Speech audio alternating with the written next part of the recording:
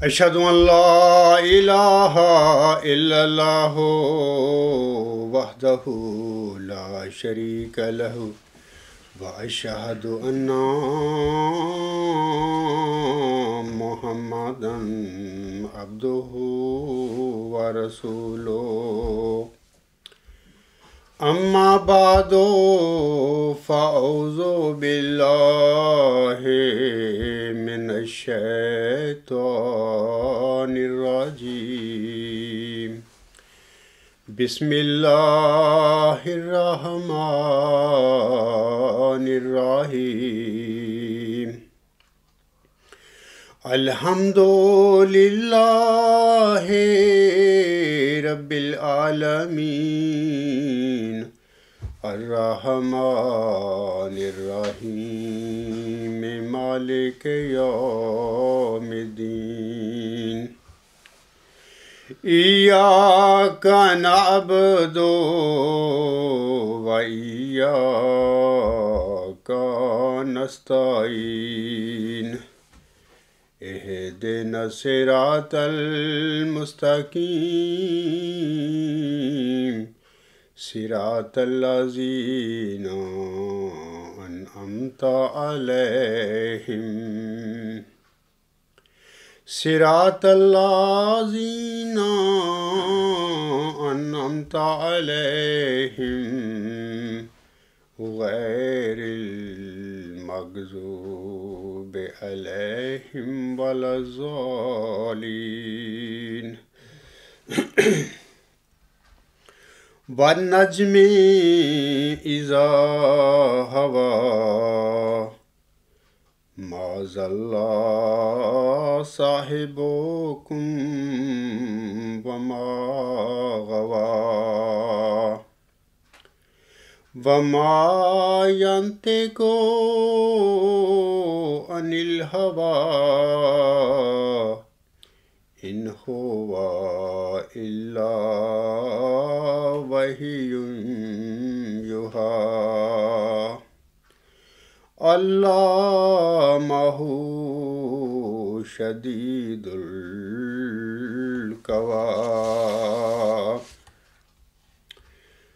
یہ سورۃ النجم کی آیت نمبر 2 سے آیت نمبر 6 تک آیات ہیں۔ ان آیات میں اللہ تعالیٰ فرماتا ہے، قسم ہے ستارے کی جب وہ ڈوبتا ہے، تمہارا ساتھی نہ گمراہ ہوا ہے اور نہ ہی بھٹکا ہے، اور وہ اپنی خواہش نفس سے کلام نہیں کرتا، یہ تو صرف وہی ہے جو اس پر نازل کی جاتی ہے، اسے مضبوط طاقتوں والے خدا نے سکھایا ہے۔ سامعین کرام کو واضح رہے کہ 13 نومبر 2010 کے راہ خدا پروگرام میں جناب آصف محمود باسط صاحب مولوی نصیر احمد قمر صاحب سے یہ سوال کرتے ہیں کہ اقبال نے کہا ہے کہ میں مجددین کے آنے کا منکر نہیں، مگر میں یہ ماننے کو تیار نہیں کہ تاریخ کا عمل اتنا لگا بندھا ہو کہ ہر 100 سال کے سرے پر کسی مجدد کو خدا تعالیٰ بھیج دیا کرے۔ کیا یہ بات ان کی اسلام کی تعلیمات سے متصادم نہیں ہے؟ جناب آصف محمود صاحب کے سوال کا جو جواب مولوی نصیر احمد قمر صاحب نے دیا تھا، سامعین کرام، جناب آصف محمود صاحب کا سوال اور مولوی نصیر احمد قمر صاحب کا یہ جواب الغلام.com پر نیوز نمبر 99 یعنی 99 پر سے پڑھ بھی سکتے ہیں اور سن بھی سکتے ہیں۔ خاکسار نے اپنے 27 جون 2014 کے خطبہ جمعہ میں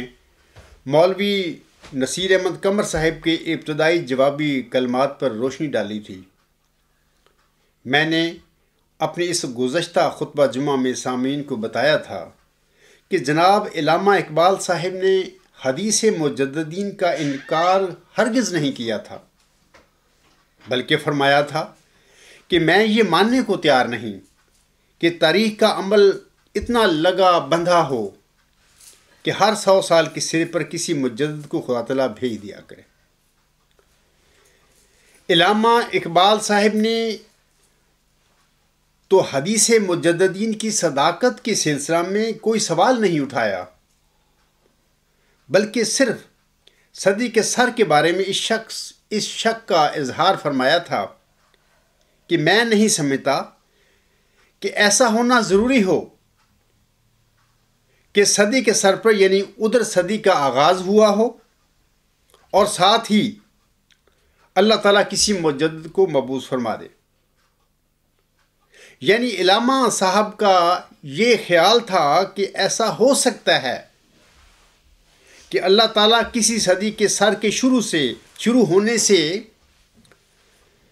8-10 سال پہلے ہی کسی مجدد کو مبعوث فرما دے، یا کسی صدی ہجری کے شروع ہونے کے 10-20 سال بعد بھی کسی کو بطور مجدد مبعوث فرما دے۔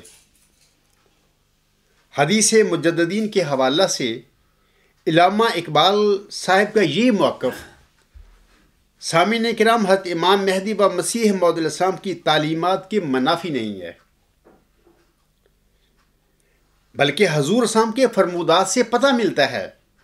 کہ کسی صدی ہجری کے شروع ہونے سے 8-10 سال پہلے سے لے کر اس صدی کے چوتھائی حصہ گزرنے تک بھی اگر اللہ تعالیٰ چاہے تو کسی مجدد کو مبعوث فرما سکتا ہے۔ اور اس طرح ہم کہہ سکتے ہیں کہ حدیث مجددین کے سلسلہ میں جناب علامہ اقبال صاحب کے موقف اور ہمارے پیارے آقا حضرت امام مہدی و مسیح موعود علیہ السلام کے موقف میں کوئی بڑا تضاد نہیں تھا، لیکن میں نے گزشتہ سال 27 جون 2014 کے خطبہ جمعہ اور اسی طرح 23 مئی اور 30 مئی 2014 کے خطبات جمعہ میں سامعین کو بتایا تھا کہ جناب خلیفہ ثانی صاحب کے دعویٰ مسلم موت سے پہلے ان کے بقول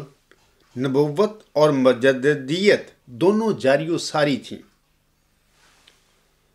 لیکن 1944 میں اپنے غلط دعویٰ مسلم موت کے بعد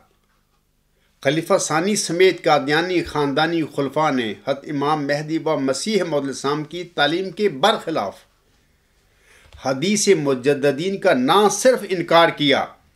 بلکہ اسے ایک جھوٹی اور جعلی حدیث بھی قرار دیا ہے۔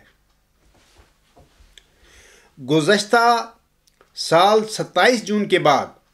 رمضان کا مبارک مہینہ شروع ہو گیا تھا، لہذا میں نے علامہ اقبال کے سلسلہ میں راہ ہدا کے پروگرام کو چھوڑ کر اپنے خطبات کو ماہ رمضان کے مسائل اور برکات کی طرف پھیر دیا تھا۔ گزشتہ سال ماہ رمضان کے بعد پھر اور موضوعات آتے چلے گئے اور اس طرح 13 نومبر 2010 میں علامہ اقبال کے سلسلہ میں راہ ہدا کے پروگرام کے بارے میں خاکسار نے جو موضوع شروع کیا تھا اس میں دیر ہوتی چلی گئی۔ سامعین کرام، میرے اس خطبہ جمعہ کو میرے گزشتہ سال کے 27 جون 2014 کے خطبہ جمعہ کا تسلسل سمجھیں۔ اس خطبہ کو سننے کے بعد میں سامعین سے گزارش کروں گا کہ وہ میرے گزشتہ سال کے 27 جون 2014 کے خطبہ جمعہ کو بھی ضرور سنیں۔ اے میرے احمدی بھائیوں، حدیث مجددین کا ہمارے خاندانی خلفاء نے کیا حشر کیا ہے؟ اگر اس سلسلہ میں آپ زیادہ جانکاری حاصل کرنا چاہیں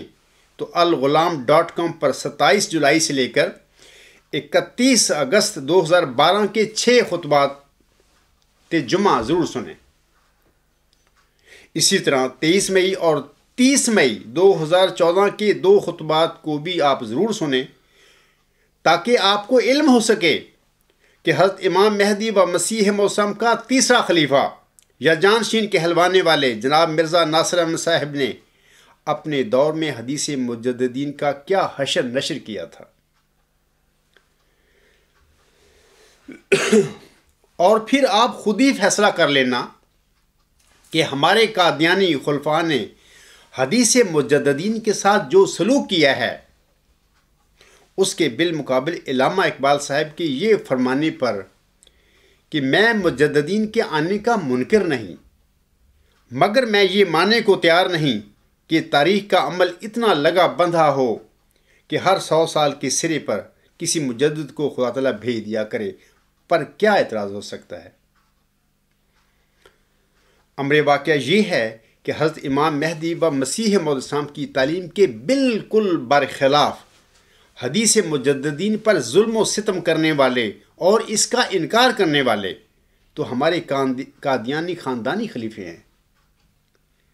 جن کو اللہ تعالیٰ نے حضور صلی اللہ علیہ وسلم کے 9 اپریل 1907 کے الہام میں بلائے دمشق قرار دیا تھا۔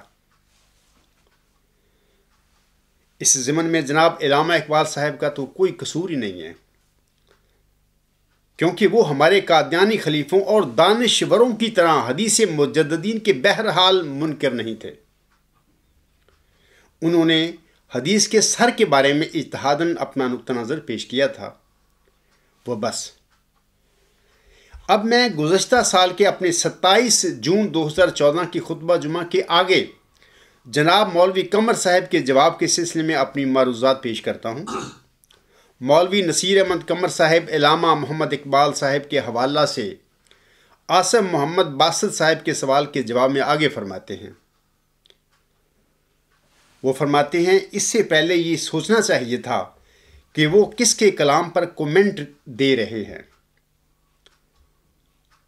یہ کومنٹ وہ دے رہے ہیں آن حضرت صلی اللہ علیہ وآلہ وسلم کے مبارک ارشاد پر، اور اس ارشاد مبارک پر جو آپ نے فرمایا کہ اللہ بھیجے گا۔ فرمایا زید بکر کی طرف سے یا از خود کھڑے ہونے کا ذکر نہیں ہے۔ اب اللہ سے بڑھ کر کس کا علم ہو سکتا ہے؟ وہ تو عالم الغیب ہے، وہ تو اس کی نظر تو زمانے اسی کے پیدا کردہ ہیں، وہی خالق کائنات ہے۔ اگر رسول اللہ صلی اللہ علیہ وآلہ وسلم یہ بشارت دیتے ہیں کہ اللہ کھڑا کرے گا تو اس کے متعلق یہ کہنا کہ نہیں، ہر صدی کے سر پر نہیں ہو سکتا، آگے پیچھے ٹھیک ہے، آتے رہیں گے، ہوتے ہوں تو ہوں، ہمیں اس سے غرض نہیں، اس کا ہم انکار نہیں کرتے، لیکن یہ جو علی راس کل مئۃ سنۃ کہا ہے کہ ہر صدی کے سر پر وہ کہتے ہیں کہ ہم اس کو قبول کرنے کے لیے تیار نہیں، میں سمجھتا ہوں کہ بہت بڑا کلمہ ہے، اور ایک مسلمان، ایک مومن اور ایک عالم سے اس بات کی توقع نہیں کی جا سکتی تھی کہ وہ ایک ایسی بات کرے۔ یہ نصیر قمر صاحب کے جو جواب بھی الفاظ تھے۔ تو اس ضمن میں گزارش کرنا چاہتا ہوں کہ مولوی قمر صاحب علامہ اقبال کو تو پتہ تھا کہ وہ کس کے کلام پر کومنٹ کر رہے تھے۔ علامہ اقبال نے ہمارے قادیانی خلفاء کے برخلاف حدیث مجددین کا قطعاً انکار نہیں کیا، بلکہ اپنی فہم و فراست کے مطابق اجتہاداً صرف اتنا کہا کہ میں مجددین کے آنے کا منکر نہیں، مگر میں یہ ماننے کو تیار نہیں کہ تاریخ کا عمل اتنا لگا بندھا ہو کہ ہر 100 سال کے سرے پر کسی مجدد کو خدا تعالیٰ بھیج دیا کرے۔ سامعین کرام، آن حضرت صلی اللہ علیہ وآلہ وسلم نے اپنے بعد نزول فرمانے والے موعود مسیح عیسیٰ ابن مریم کو حکماً عدلاً فرمایا ہوا ہے۔ اسی حکم و عدل نے سورۃ الحجر کی آیت نمبر 10 کو آن حضرت صلی اللہ علیہ وآلہ وسلم کی اس حدیث مجددین کا منبع و مصدر قرار دیا ہوا ہے۔ جیسا کہ آپ علیہ السلام فرماتے ہیں، یہ بات مسلمانوں میں ہر شخص جانتا ہے، اور غالباً کسی کو بھی اس سے بے خبری نہ ہوگی کہ رسول اللہ صلی اللہ علیہ وآلہ وسلم نے فرمایا ہے کہ اللہ تعالیٰ ہر صدی کے سر پر ایک مجدد کو بھیجتا ہے، جو دین کے اس حصہ کو تازہ کرتا ہے جس پر کوئی آفت آئی ہوئی ہوتی ہے۔ یہ سلسلہ مجددوں کے بھیجنے کا اللہ تعالیٰ کے اس وعدہ کے موافق ہے جو اس نے انا نحن نزلنا الذکر و انا لہ لحافظون میں فرمایا ہے۔ یہ بات مسلمانوں میں ہر شخص جانتا ہے، اور غالباً کسی کو بھی اس سے بے خبری نہ ہوگی کہ رسول اللہ صلی اللہ علیہ وآلہ وسلم نے فرمایا ہے کہ اللہ تعالیٰ ہر صدی کے سر پر ایک مجدد کو بھیجتا ہے جو دین کے اس حصہ کو تازہ کرتا ہے جس پر کوئی آفت آئی ہوئی ہوتی ہے۔ یہ سلسلہ مجددوں کے بھیجنے کا اللہ تعالیٰ کے اس وعدہ کے موافق ہے جو اس نے انا نحن نزلنا الذکر و انا لہ لحافظون میں فرمایا ہوا ہے۔ ملفوظات جلد 4 صفحہ 2۔ اب ہم دیکھتے ہیں کہ علامہ اقبال صاحب نے تو اپنے جو سٹیٹمنٹ ہے، اپنی بیان ہے، اس میں حدیث مجددین کا انکار قطعاً نہیں فرمایا، بلکہ صرف مجددین، یہ حدیث مجددین کے سلسلے میں جو صدی کا سر ہے اس کے حوالے سے اپنا ایک اجتہادی نقطہ نظر بیان فرمایا ہے۔ آگے مولوی قمر صاحب فرماتے ہیں اپنے جواب کے سلسلے میں، لیکن میرا خیال ہے کہ ڈاکٹر اقبال صاحب کی مجبوری یہ تھی کہ انہوں نے جیسا کہ خود کہا کہ میں تو مغربی تعلیم سے زیادہ متاثر رہا ہوں اور اسی کی روشنی میں میں حقائق اسلامیہ کو دیکھتا ہوں، انہوں نے ایک یہ عقلی شگوفہ جو ہے چھوڑ دیا ہے، لیکن تاریخ کی روح سے اس حقیقت کو بھی نظر انداز کر دیا ہے۔ حالانکہ یہ جو بات آن حضرت صلی اللہ علیہ وآلہ وسلم نے فرمائی تھی یہ ایک بہت بڑی پیشگوئی تھی، ایک عام بات نہیں تھی، دین اسلام کی زندگی کے لیے ایک بہت بڑی پیشگوئی تھی۔ آن حضرت صلی اللہ علیہ وآلہ وسلم نے جہاں امت میں مختلف فرقوں کے پیدا ہونے اور مختلف قسم کے فتنہ و مفاسد پیدا ہونے کا ذکر فرمایا تھا، وہاں یہ اللہ تعالیٰ کی طرف سے آپ کو ایک بہت بڑی بشارت تھی جس کا آپ نے اعلان فرمایا ہے کہ صرف فتنے اور مفاسد ہی امت میں پیدا نہیں ہوں گے، فرقہ بندیاں ہی نہیں ہوں گی، بلکہ اللہ تعالیٰ خود اپنی طرف سے ایسے بندے ہر صدی کے سر پر کھڑا کرتا رہے گا جو صدی میں فتنے اور مفاسد اور بدعتیں مسلمانوں میں راہ پا چکی ہوں گی، جو غیروں کی طرف سے اعتراضات ہو رہے ہوں گے، وہ ان کا دفاع کریں گے، اسلام کی فضیلت کو ثابت کریں گے، اسلام کو بالکل پاک صاف کر کے دنیا کے سامنے پیش کریں گے۔ یہ جناب ایک قادیانی مولوی نصیر احمد قبر صاحب کی حدیث مجددین کے معاملے میں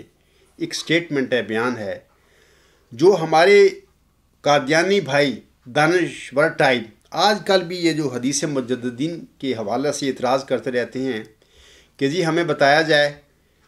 کس صدی کے سر پر کس مجدد نے الہاماً یہ دعویٰ کیا تھا اپنے مجدد ہونے کا، یا ہمیں حدیث مجددین کے سلسلے میں ان 13 اور 14 مجددین کی فہرست دکھائیے وغیرہ وغیرہ۔ ان لوگوں کو چاہیے کہ اپنے قادیانی مولوی جو ہے اس وقت یہ سٹیٹمنٹ دے رہا ہے اس پر ایمان لے آئیں، اس پر نہیں اگر لانا چاہتے تو حضرت بانی جماعت اسلام کی تحریرات فرمودات پر ایمان لے آئیں، کیونکہ آن حضرت صلی اللہ علیہ وسلم نے حضور علیہ السلام کو حکم و عدل فرمایا ہوا ہے، یعنی اگر کسی موضوع کے متعلق وہ ایک ارشاد فرمائیں گے تو اگر پوری امت ان کے ارشاد کے خلاف بات کرے گی تو پوری امت جھوٹی ہو سکتی ہے، لیکن حکم و عدل علیہ السلام کا جو ارشاد ہوگا وہ بالکل حق اور سچ ہوگا۔ میں نصیر قمر صاحب جو ہے اس کے جو سٹیٹمنٹ ہے بھی میں نے پڑھی، اس کے جواب میں مولوی قمر صاحب سے جواباً پوچھتا ہوں کہ ہمارے نام نہاد خلیفوں نے آن حضرت صلی اللہ علیہ وآلہ وسلم کی اس عظیم و شان پیش گوئی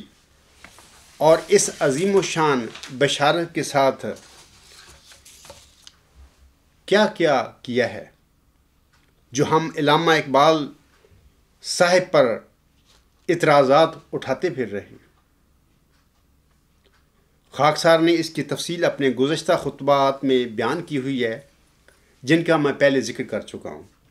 ان خطبات میں میں نے قطعی طور پر ثابت کر دیا ہے عام احمدیوں کے آگے کہ ہمارے ان نام نہاد جو خلفاء بنے پھرتے ہیں، میرا صاحب سام کے جانشین بنے پھرتے ہیں، انہوں نے اس حدیث مجددین کا ستیہ ناش کر دیا ہے، اس پر حملہ کر دیا ہے اور کہتے ہیں کہ ہم خلیفۃ المسیح ہیں۔ انا للہ و انا الیہ راجعون۔ حضرت بانی جماعت اسلام فرماتے ہیں کہ آن حضرت صلی اللہ علیہ وسلم کی بشارت کے مطابق یہ تجدیدی سلسلہ تا قیامت جاری رہے گا، جیسا کہ آپ سنا فرماتے ہیں۔ یہ ملفوظات جلد 2 صفحہ 63 پر آپ رسم کے الفاظ ہیں۔ من جملہ ان کے ایک ارا کے لفظ را سے پتہ لگتا ہے کہ یہ لفظ مجددوں اور مرسلوں کے سلسلہ جاریہ کی طرف اشارہ کرتا ہے جو قیامت تک جاری ہے۔ سنیے سامعین کرام، سنیں، حضور صلی اللہ علیہ وسلم فرماتے ہیں جو قیامت تک جاری ہے۔ اب اس سلسلہ میں آنے والے مجددوں کے خوارق، ان کی کامیابیوں، ان کی پاک تاثیروں وغیرہ وجوہات احکام آیات کو گن بھی نہیں سکتے، اور یہ سب خوارق اور کامیابیاں جو رسول اللہ صلی اللہ علیہ وآلہ وسلم کے بعد آپ علیہ السلام کے متبعین مجددوں کے ذریعے سے ہوئیں اور قیامت تک ہوں گی، کیا حضور صلی اللہ علیہ وسلم فرما رہے ہیں؟ اور قیامت تک ہوں گی۔ دراصل در حقیقت رسول اللہ صلی اللہ علیہ وسلم کی ہی کامیابیاں ہیں۔ غرض ہر صدی کے سر مجدد کا آنا صاف طور پر بتلا رہا ہے کہ مردوں سے استمداد خدا تعالیٰ کی منشا کے موافق نہیں۔ ایک اور سٹیٹمنٹ حضور صاحب کا سن لیجئے۔ آپ علیہ السلام ملفوظات جلد 10 صفحہ 262 پر فرماتے ہیں، خلفاء کے آنے کو اللہ تعالیٰ نے قیامت تک لمبا کیا ہے۔ یہاں پر حضور علیہ السلام کی خلفاء سے مراد مجددین ہے۔ خلفاء کے آنے کو اللہ تعالیٰ نے قیامت تک لمبا کیا ہے، اور اسلام میں یہ ایک شرف اور خصوصیت ہے کہ اس کی تائید اور تجدید کے واسطے ہر صدی پر مجدد آتے رہے اور آتے رہیں گے۔ یہ تو حضرت بانی جماعت الاسلام، وہ وجود جس کو محمد عربی صلی اللہ علیہ وسلم نے حق و عدل قرار دیا ہوا ہے، اس کے یہ بیانات ہیں۔ آگے سنیے۔ جناب خلیفہ رابع صاحب اپنے محترم دادا جان حضرت مرزا غلام الاسلام کی تعلیم کے بالکل برخلاف اپنے 27 اگست 1993 کے خطبہ جمعہ میں اس طرح اعلان کرتے ہیں۔ کیا وہ کہتے ہیں؟ وہ کہتے ہیں حضرت مسیح موعود علیہ السلام فرماتے ہیں کہ یہ قدرت قیامت تک ہے، اور خدا نے مجھ سے وعدہ فرمایا ہے کہ قیامت تک یہ قدرت منقطع نہیں ہوگی۔ پس خلافت اگر قیامت تک قائم ہے تو اس کے ہوتے ہوئے سوال کیا باقی رہ جاتا ہے؟ اور یہ فتنہ پرداز اس بات کو بھول گئے کہ حضرت اقدس محمد رسول اللہ صلی اللہ علیہ وآلہ وسلم نے جہاں مجددیت کی پیش گوئی فرمائی، وہاں قیامت تک کا کوئی ذکر نہیں فرمایا۔ یہ خلیفہ رابع صاحب سٹیج پہ کھڑے ہو کر اپنے خطبہ جمعہ میں یہ باتیں فرما رہے ہیں عام احمدیوں کے آگے۔ سامعین کرام نے دیکھ لیا ہے کہ حضرت امام مہدی و مسیح موعود سامنے آن حضرت صلی اللہ علیہ وآلہ وسلم کی حدیث کے مطابق تجدیدی سلسلہ کو نہ صرف دائمی بلکہ قیامت تک جاری رہنے والا سلسلہ بھی فرمایا ہے۔ ابھی میں نے ان کے 2 بیانات پڑھے ہیں، جبکہ اس کے برخلاف حضرت امام مہدی و مسیح موعود کے چوتھے خلیفہ کہلوانے والے مرزا طاہر احمد دروگوئی سے کام لیتے ہوئے سٹیج پر کھڑے ہو کر حضور علیہ السلام کی تعلیم کے برخلاف تجدیدی سلسلہ کے متعلق فرماتے ہیں کہ حضرت اقدس محمد رسول اللہ صلی اللہ علیہ وآلہ وسلم نے جہاں مجددیت کی پیش گوئی فرمائی، وہاں قیامت تک کا کوئی ذکر نہیں فرمایا۔ انا للہ و انا الیہ راجعون۔ ان نام نہاد خلیفوں سے کوئی پوچھے کہ تم جس حکم و عدل کے خلیفے بنے پھرتے ہو، کیا اس حکم و عدل علیہ السلام کا حدیث مجددین کے متعلق بیانات درست ہیں کہ یا تمہارے؟ یہ ہیں قادیانی خلفاء کے کارنامے 100 سال میں، جو اپنے آپ کو قدرت ثانیہ کے مظاہر اور اپنے آپ کو خدا کے بنائے ہوئے خلیفے کہتے ہوئے نہیں تھکتے۔ سامعین کرام، ہمارے قادیانی خلفاء کے برخلاف علامہ اقبال صاحب ایک صاف گو انسان تھے۔ میرا علامہ اقبال کوئی رشتہ دار نہیں تھا، میں تو جاٹ ہوں، وہ شیخ تھا، لیکن میں انصاف اور عدل کی بات کر رہا ہوں، اور اگر کوئی میرا تعلق ہے تو ان خاندانی قادیانی خلیفوں کے ساتھ زیادہ ہے، کیونکہ میرا بھی اسی جماعت کے تعلق ہے، کیونکہ میں بھی پیدائشی احمدی ہوں، میرے بھی آباء و اجداد نے حضرت امام مہدی و مسیح السلام کو مان کر ان کی غلامی اختیار کی ہوئی ہے۔ اس رنگ میں ان نام نہاد قادیانی خلفاء سے، چونکہ وہ یہ حضور السلام کی اولاد ہیں، میرا ان سے زیادہ تعلق ہے، لیکن مجھ پر فرض ہے کہ میں سچ بات کروں، انصاف کی بات کروں۔ ہمارے قادیانی خلفاء کے برخلاف علامہ اقبال صاحب ایک صاف گو انسان تھے۔ وہ اپنی کمزوری کا بھی برملا اظہار کر دیتے تھے، جھوٹ نہیں بولتے تھے، دروغ گوئی نہیں کرتے تھے، ان کے قول و فعل میں تضاد نہیں تھا، کبھی یہ کہہ دیا کبھی وہ کہہ دیا، موقع اور محل کی مناسبت سے، ایسی بات نہیں تھی ان کے میں۔ جیسا کہ وہ اپنے ایک شعر میں فرماتے ہیں، اقبال بڑا اپدیشک ہے، من باتوں میں موہ لیتا ہے، گفتار کا یہ غازی تو بنا، کردار کا غازی بن نہ سکا۔ دیکھو وہ اپنی کمزوری کو بالکل صاف مان رہا ہے کہ میں بس گفتار کا ہی غازی ہوں، کردار کا غازی نہیں میں بن سکا۔ اس نے بہت بڑا دعویٰ نہیں کیا کہ میں خدا کا بنایا ہوا خلیفہ ہوں، یا میں قدرت ثانیہ کا مظہر ہوں وغیرہ وغیرہ، میں حضرت مرزا غلام صاحب کا جانشین ہوں وغیرہ، اس قسم کے انہوں نے دعوی نہیں کیے تھے، بلکہ اپنی زندگی کے متعلق فرما دیا تھا کہ ٹھیک ہے میں یہ باتیں تو کہتا ہوں، یہ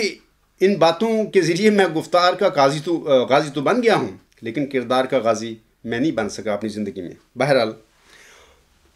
جناب خلیفہ رابع صاحب سامعین کرام اپنے 27 اگست 1993 کے خطبہ جمعہ میں حضرت امام مہدی و مسیح موسم کے حوالہ سے انتخابی امامت یا خلافت کو جھوٹ بولتے ہوئے دہمی قرار دے رہے ہیں، یہ بھی سن لیجیے۔ حالانکہ حضور اسلام کے خاندان کے یہی لوگ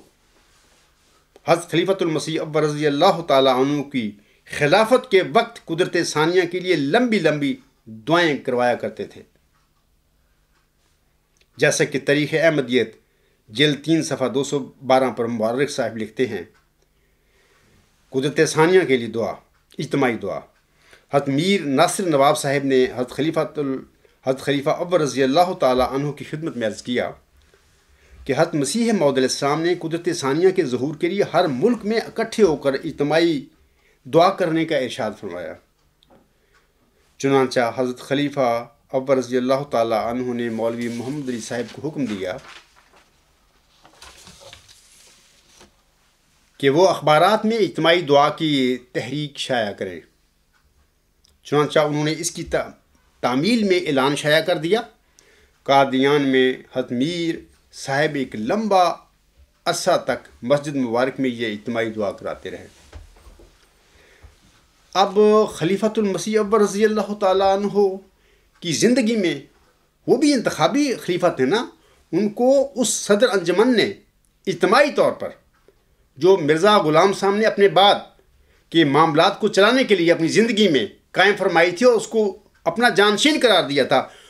اس صدر انجمن کے تمام ممبران نے متفقہ طور پر،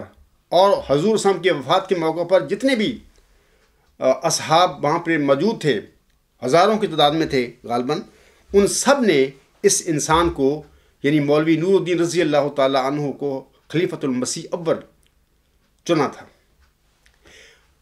اس خلیفہ کے، اس انتخابی خلیفہ کی ہوتی ہوئی، اگر یہ انتخابی خلیفہ قدرت ثانیہ کا مظہر تھا تو یہ لوگ خاندان نبوت سے تعلق رکھنے والے یہ لوگ اور حضرت میر صاحب ناصر نواب وغیرہ یہ قدرت ثانیہ کے نزول کے لیے خلیفہ اول صاحب سے دعائیں کیوں کراتے رہے تھے؟ اور جب 1914 میں خلیفہ اول رضی اللہ تعالیٰ عنہ کی وفات کے موقع پر جناب مرزا بشیر الدین محمود احمد صاحب نے اس صدر انجمن کو رد کر کے، جس کو ان کے باپ نے اپنے بعد جانشین فرمایا تھا، عام پبلک سے اپنا بطور خلیفہ ثانی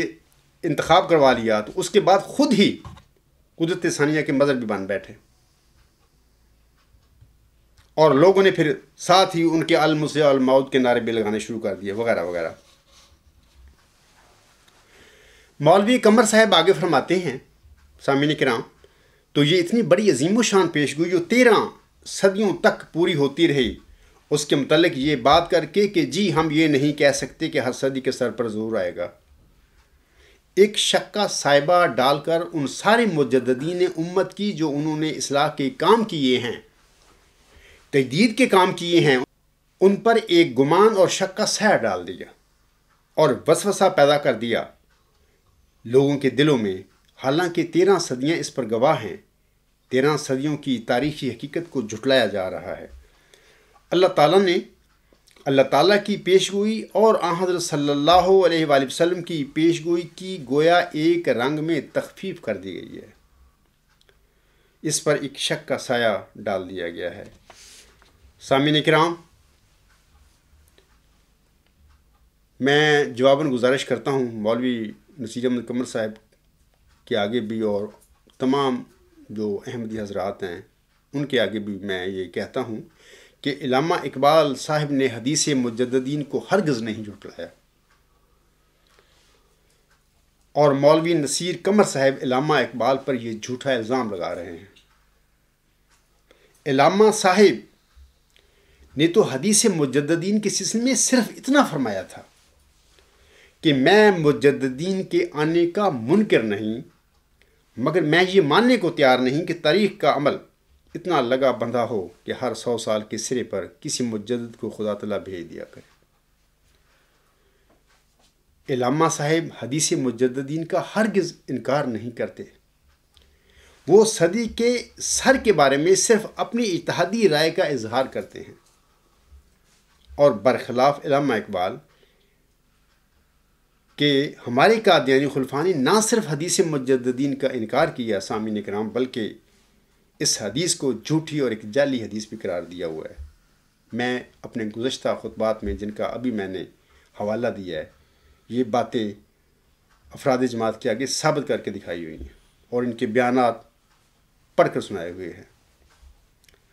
میں قادیانی مولویوں سے کہتا ہوں کہ ہمیں کوئی بات کرتے ہوئے یا کسی موضوع پر کسی کے نقطہ نظر پر تبصرہ کرتے ہوئے انصاف کو کبھی نہیں چھوڑنا چاہیے۔ آخر ہم نے مرنا ہے، اللہ کے آگے حضور پیش ہونا ہے، وہاں پہ ہم سے یہ پوچھ گچھ ہوگی کہ تم نے یہ بات کہی تھی کسی کے متعلق، کیا اس نے یہ بات کہی تھی؟ اللہ سے ڈرنا چاہیے۔ اللہ تعالیٰ ہمیں ہر حال میں انصاف پر قائم رہنے کی نصیحت فرماتا ہے، جیسا کہ وہ سورۃ المائدہ کی آیت نمبر 9 میں مومنوں کو نصیحت کرتے ہوئے فرماتا ہے، یا ایھا الذین آمنوا کونوا قوامین للہ شہداء بالقسط ولا یجرمنکم شنآن قوم علی الا تعدلوا اعدلوا هو اقرب للتقوی هو اقرب للتقوی واتقوا اللہ ان اللہ خبیر بما تعملون۔ اللہ تعالیٰ اس آیت کریمہ میں فرماتا ہے، اے وہ لوگو جو ایمان لائے ہو، اللہ کی خاطر راستی پر قائم رہتے ہوئے انصاف کی تائید میں گواہ بن جاؤ، اور کسی قوم کی دشمنی تمہیں ہرگز اس بات پر آمادہ نہ کرے کہ تم انصاف نہ کرو۔ تم انصاف کرو کہ وہ تقوی کے زیادہ قریب ہے، اور اللہ سے ڈرو، یقین اللہ اس سے آگاہ ہے جو تم کرتے ہو۔ مولوی قمر صاحب آگے فرماتے ہیں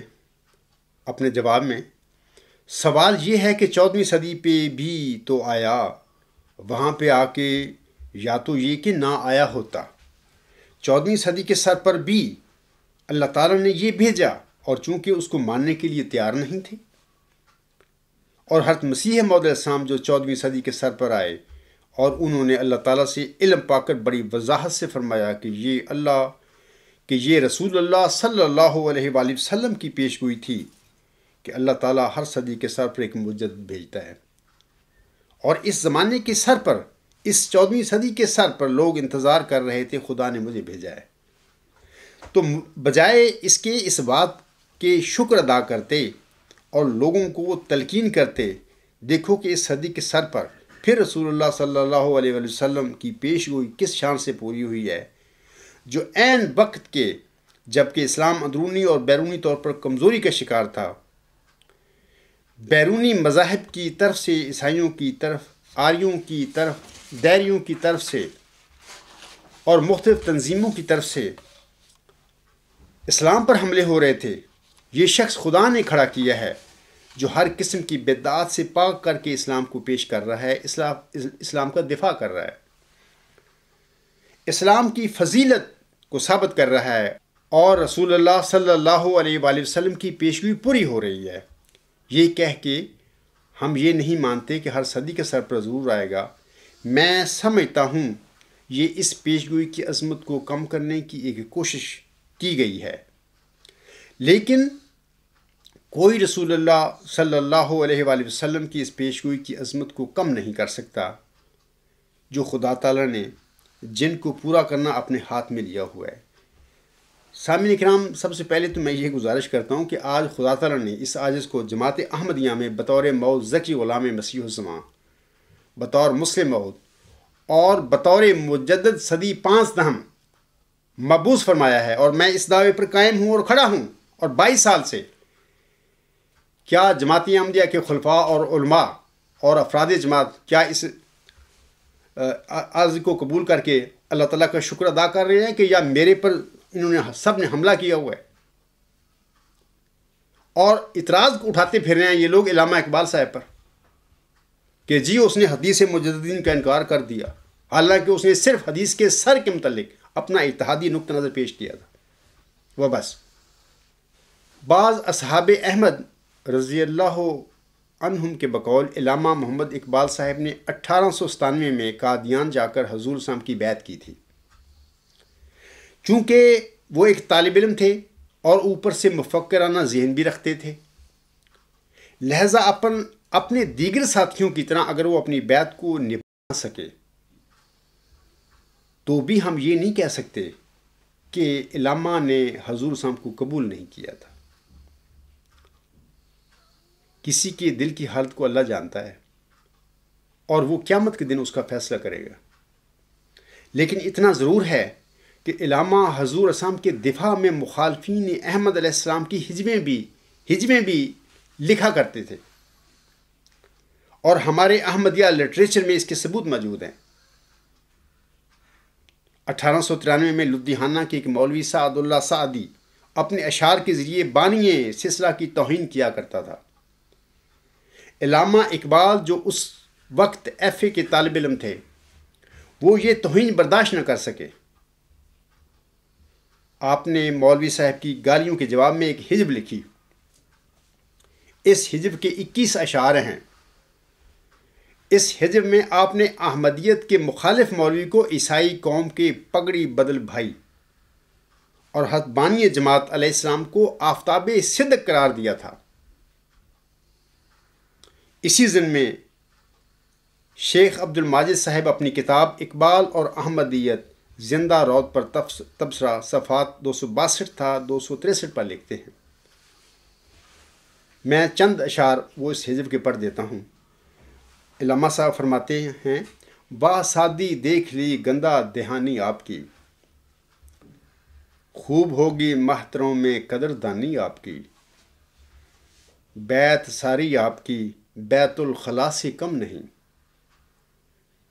بیت ساری آپ کی بیت الخلا سے کم نہیں،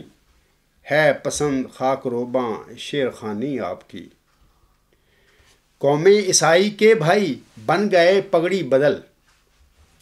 واہ کیا اسلام پر ہے مہربانی آپ کی، آفتاب صدق کی گرمی سے گھبراؤ نہیں۔ وہ علامہ صاحب اس وقت حضرت بانی جماعت اسلام کو فرما رہے ہیں، آفتاب صدق کی یعنی کہ سچائی کا سورج، آفتاب صدق کی گرمی سے گھبراؤ نہیں، حضرت شیطان کریں گے سائے بانی آپ کی۔ سامعین کرام،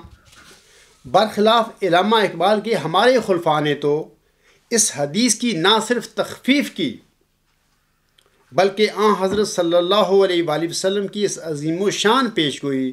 اور اس عظیم و شان بشارت کا ہمیشہ ہمیش کے لیے انکار کر دیا۔ جیسا کہ ہمارے خلیفے اللہ تعالیٰ کی جھوٹی قسمیں کھا کر اعلان کرتے رہے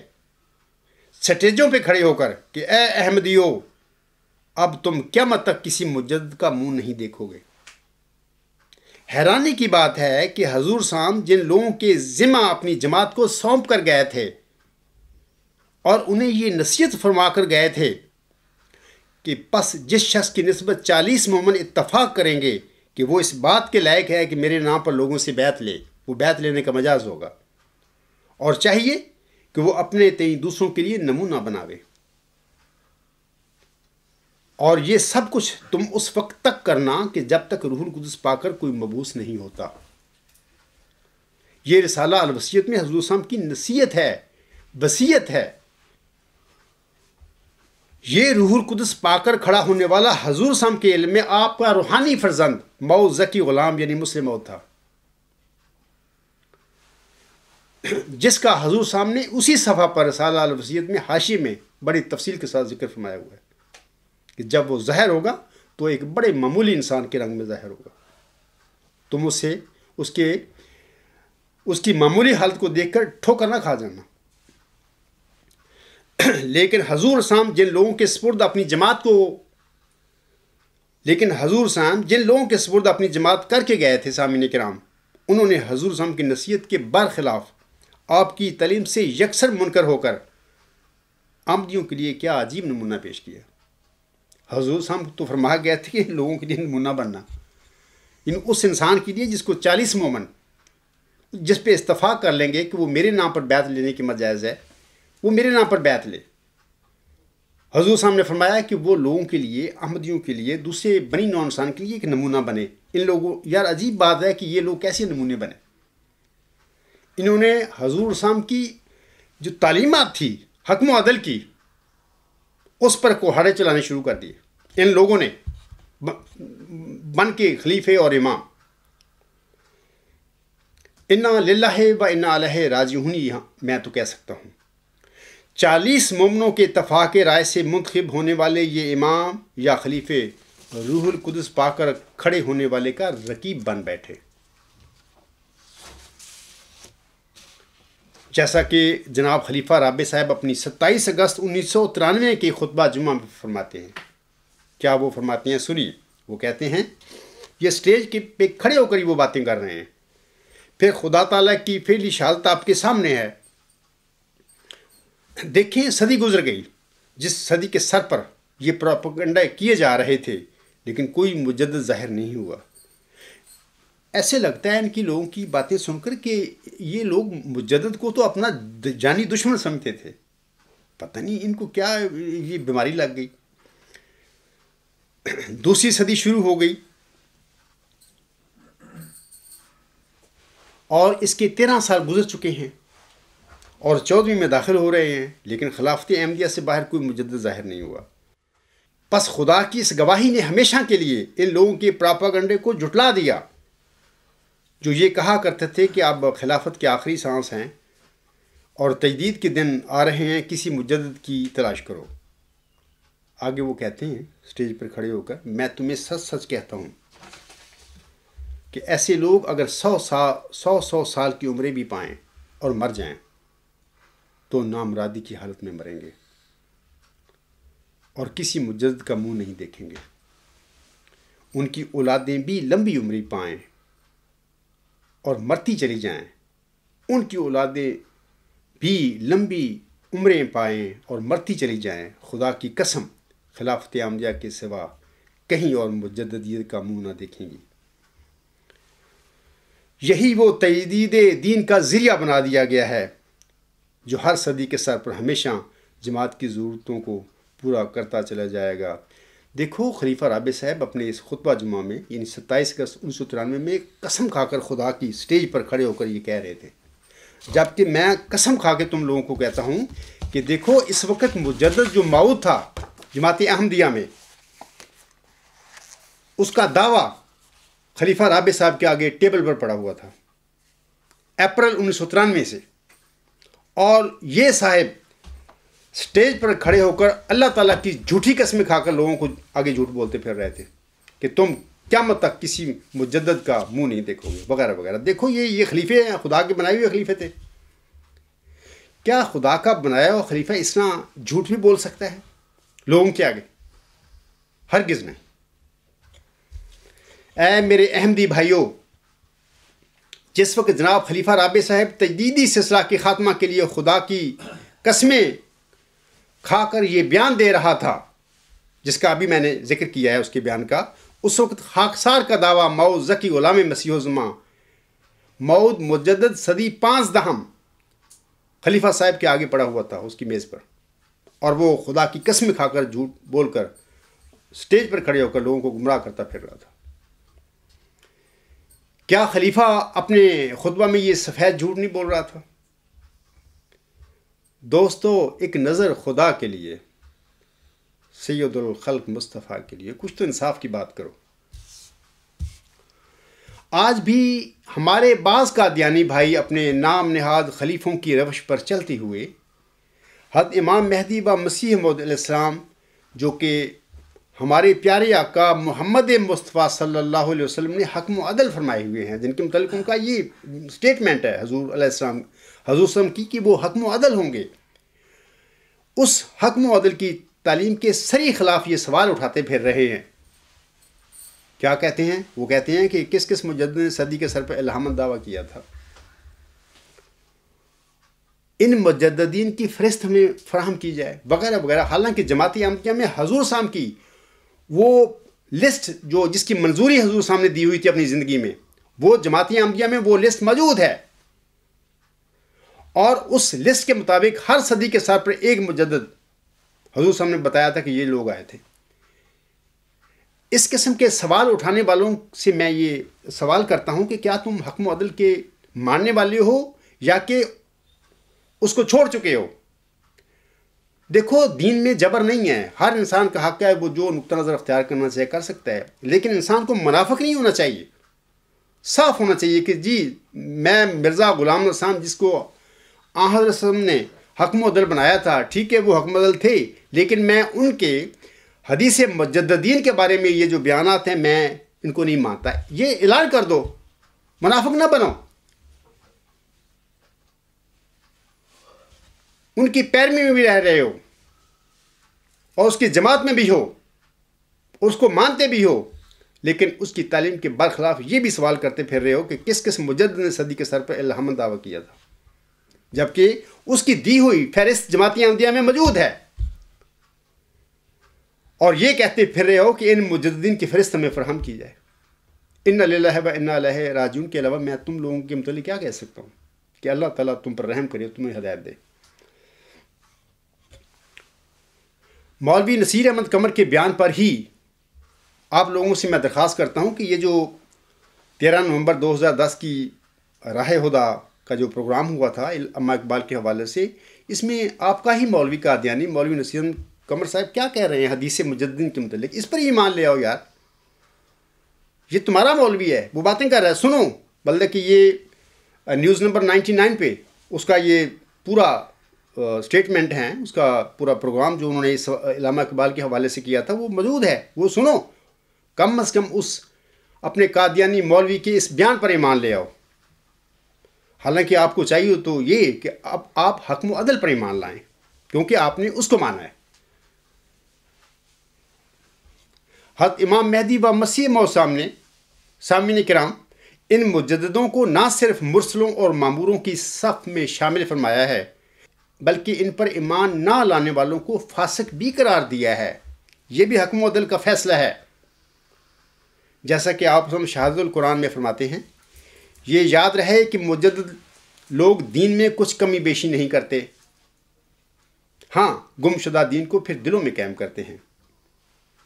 الحمدللہ ثم الحمدللہ جس طرح آج اللہ تعالیٰ نے اس عاجز کو توفیق بخشی ہے اور یہ وہ کام کر رہا ہے۔ کھویا ہوا دین ان نام نہاد خلیفوں کا جو سچی تعلیم تھی حضرت مرزا صاحب صاحب کی، اس پر جو گند انہوں نے ڈالا ہوا اس کو صاف کرتا پھر رہا ہے۔ اور افراد جماعت بعض جو ہیں ان کے لیے میں قابل قبول ہی نہیں ہوں، وہ بس اپنے غصہ نکالتے پھر رہے ہیں میرے متعلق۔ آگے حضور صلی اللہ علیہ وسلم فرماتی ہیں، اور یہ کہنا کہ مسجدوں پر ایمان لانا کچھ فرض نہیں، خدا تعالیٰ کے حکم سے انحراف ہے، کیونکہ وہ فرماتا ہے وَمَنْ كَفَرَ بَعْدَ ذَلِكَ فَأُولَٰئِكَ هُمُ الْفَاسِقُونَ، یعنی بعد اس کے جو خلیفے یعنی مجدد وغیرہ بھیجے جائیں، پھر جو شخص ان کا منکر رہے وہ فاسقوں میں سے ہے۔ یہ حضور صلی اللہ علیہ وسلم کے الفاظ شہادت القرآن روحانی خزائن جلد 6 صفحہ 443 پہ ہیں۔ آگے حضور صلی اللہ علیہ وسلم فرماتے ہیں اسی اپنی کتاب میں، اور اگر یہ کہا جائے کہ موسی سلسلہ میں تو حمایت دین کے لیے نبی آتے رہے اور حضرت مسیح موعود بھی نبی تھے، یہاں حضرت مسیح موعود سے مراد حضور صلی اللہ علیہ وسلم کی حضرت مسیح عیسیٰ بن مریم علیہ السلام ہیں، تو اس کا جواب یہ ہے کہ مرسل ہونے میں نبی اور محدث ایک ہی منصب رکھتے ہیں، اور جیسا کہ اللہ تعالیٰ نے نبیوں کا نام مرسل رکھا ایسا ہی محدثین کا نام بھی مرسل رکھا۔ اسی اشارہ کی غرض سے قرآن شریف میں وَقَفَيْنَا مِن بَعْدِهِ بِالرُّسُلِ آیا ہے، اور یہ نہیں کہ وَقَفَيْنَا مِن بَعْدِهِ بِالْأَنْبِيَاءِ، بس یہ اسی بات کی طرف اشارہ ہے کہ رسل سے مراد مرسل ہیں، خواہ وہ نبی ہوں، خواہ وہ رسول ہوں، خواہ وہ محدث ہوں، وغیرہ وغیرہ، یہ حوالہ ہوئی ہے۔ سامعین کرام، اب آپ نے دیکھ لیا ہے کہ خلیفہ رابع صاحب حدیث مجددین کے متعلق کیا کہتے پھر رہے تھے اپنے خطبات جمعہ میں۔ میں نے بڑے اختصار کے ساتھ ایک دو حوالے ان کے پیش کیے ہیں، جبکہ ان کا حال یہ تھا خلیفہ رابع صاحب کا کہ جب حدیث مجددین کی بات ہوتی تھی، غیر احمدیوں کے آگے وہ جو جب اس سوال کا جواب دیتے تھے تو وہاں پر یہ شور ڈالتے تھے خلیفہ رابع صاحب کہ وہ مجدد کہاں گیا 14ویں صدی کا، یعنی اس حدیث مجددین کے حق میں بولتے تھے۔ لیکن جب جماعت احمدیہ میں کہ اندر سے جب ان کی مجلس علم و عرفان میں کوئی سوال کرتا تھا مجددین کے بارے میں، تو وہ یہ سوال کرتے تھے کہ خلیفہ کے ہوتے ہوئے مجدد آ ہی نہیں سکتا، بلکہ انہوں نے اس وقت وہ خلیفہ نہیں بنے تھے، یہ خلیفہ ناصر صاحب جو تھے ان کا آخری لمحہ 6 مہینے اور سال کی بات ہے، اس وقت ان کو یہ کھلی چھٹی تھی خلیفہ ثالث کی طرف سے کہ آپ سوال جواب کی محفل لگایا کریں، تو اسی قسم کی ایک محفل انہوں نے لگائی، تو اس میں کسی دوست نے یا احمدی ہوگا یا پتہ نہیں کون تھا، اس نے یہ سوال کر دیا کہ کیا مجدد اب آ سکتا ہے؟ تو اس صاحب نے یعنی خلیفہ رابع صاحب نے کہا کہ خلیفہ کے ہوتے ہوئے اگر کوئی مجدد ہونے کا دعویٰ کرتا ہے وہ مجدد نہیں، وہ شیطان ہے۔ میں کبھی کبھی سوچتا ہوں یار کہ حالانکہ مجھے تو پتہ نہیں تھا ان راہوں کا، نام میں اس راہوں کا راہی ہوں بچپن سے ہی، ایک سیدھا سادہ آدمی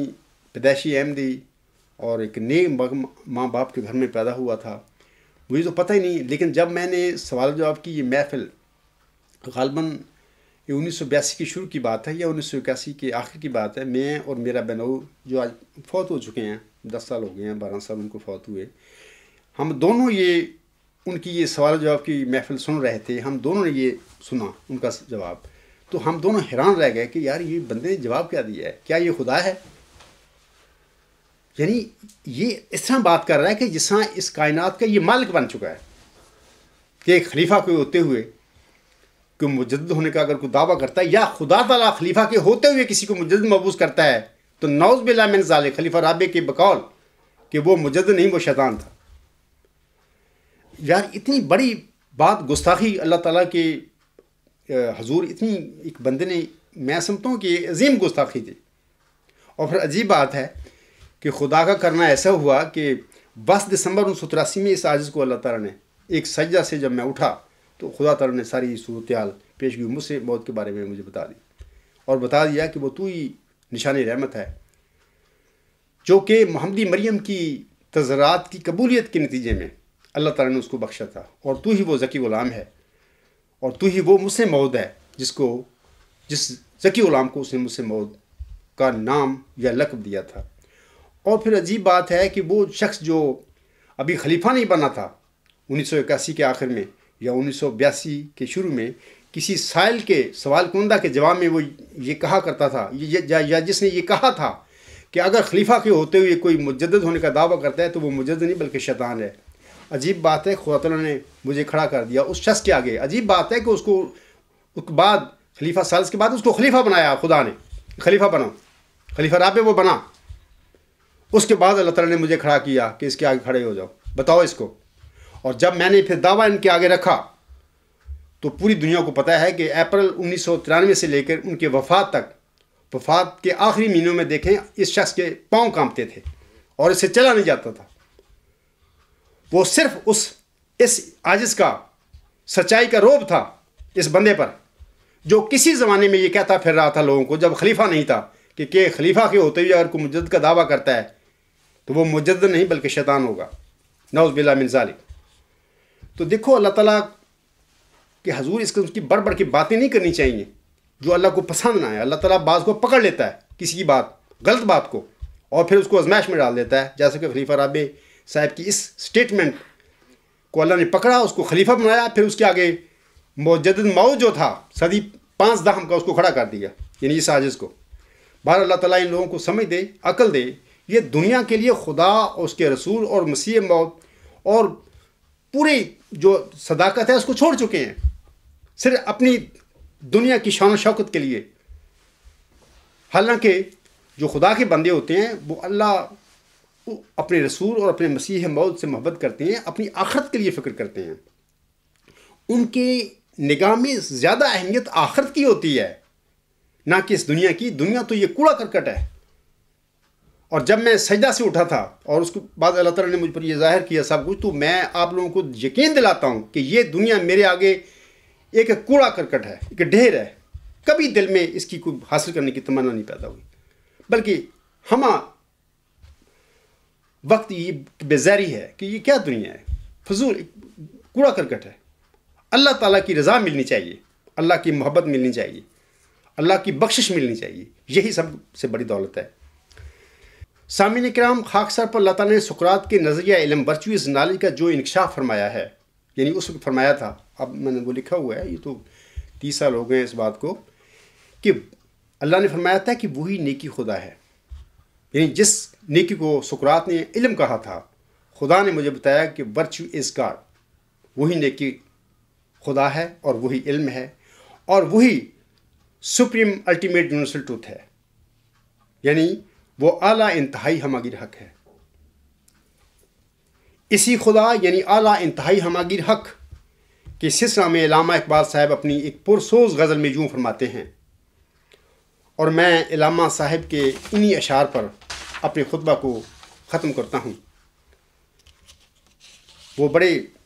سوز میں کہتے ہیں، کبھی اے حقیقت منتظر نظر آ لباس مجاز میں، کہ ہزاروں سجدے تڑپ رہے ہیں میری زمین نیاز میں،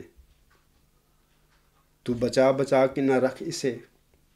تیرا آئینہ ہے وہ آئینہ، کہ شکستہ ہو تو عزیز تر ہے نگاہ آئینہ ساز میں۔ آگے وہ کہتے ہیں، نہ کہیں جہاں میں اما ملی، جو اما ملی تو کہاں ملی، میرے جرم خانہ خراب کو تیرے عفو بندہ نواز میں، میں جو سر بسجدہ ہوا کبھی تو زمین سے آنے لگی صدا، تیرا دل تو ہے صنم آشنا تجھے کیا ملے گا نماز میں۔ یہ وہ ایک قدر شخص تھا، اللہ کا فضل یافتہ انسان تھا دنیا میں، جس کے متعلق ہمارے آج مولوی یہ الزام جھوٹا لگاتے پھر رہے ہیں کہ وہ حدیث مجددین کا منکر تھا، نعوذ باللہ من ذالک۔ اللہ تعالیٰ ہمارے ان بھائیوں سب کو عقل بھی دے، سمجھ بھی دے۔ وما علینا الا البلاغ وآخر دعوانا الحمد للہ رب العالمین۔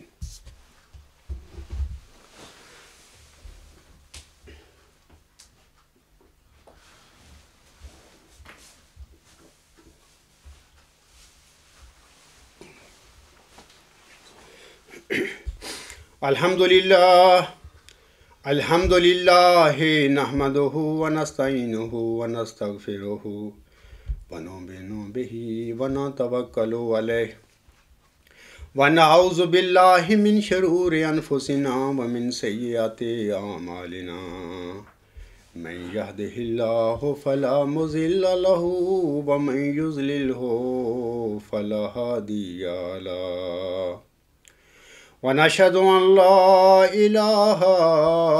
إلا الله ونشهد أن محمدا عبده ورسوله عباد الله رحمكم الله إن الله يأمر بالعدل والإحسان وإيتاء ذي القربى وَيَنْهَى عَنِ الْفَحْشَاءِ وَالْمُنْكَرِ